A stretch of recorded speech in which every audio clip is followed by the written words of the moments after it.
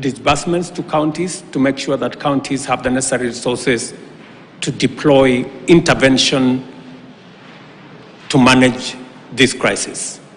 Number two, we have also directed Treasury to provide resources to our NGCDF and members of parliament to prioritize the reconstruction of school infrastructure that has been destroyed by the floods.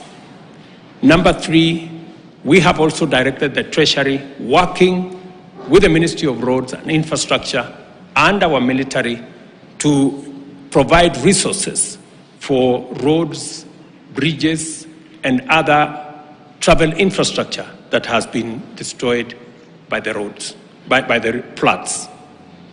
And we have asked Treasury to work with the resources they have, engage with development partners, and we are also encouraging the private sector to step forward.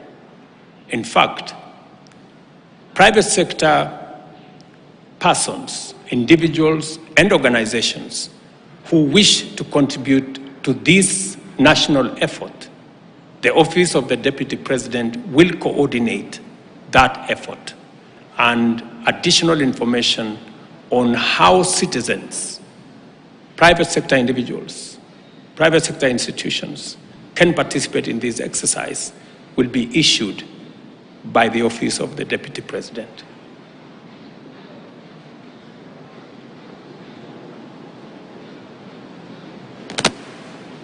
Mr. President, my name is Paul Kirobi from TV47. I have a question pertaining the doctors' strike. How will the government ensure that Kenyans continue to get healthcare services? And another question, what is the status of the dams that were earmarked for the construction by the government? Thank you. I think let's keep to the subject of this press conference.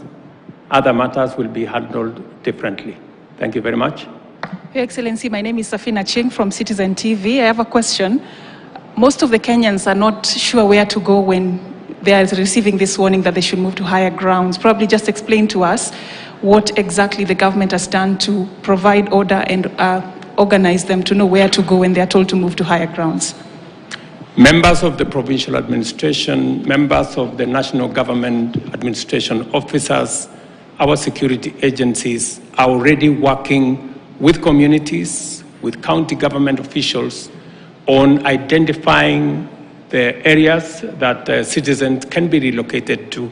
There is a whole of government process underway in different parts, especially in the fragile areas that we believe are dangerous and we need to evacuate citizens. So there is already a comprehensive plan run by the Ministry of Interior, working with county governments, working with communities on the ground. And that is why I was saying some community members have demonstrated tremendous patriotism and cooperation by being available to be evacuated, participating in the relocation exercise.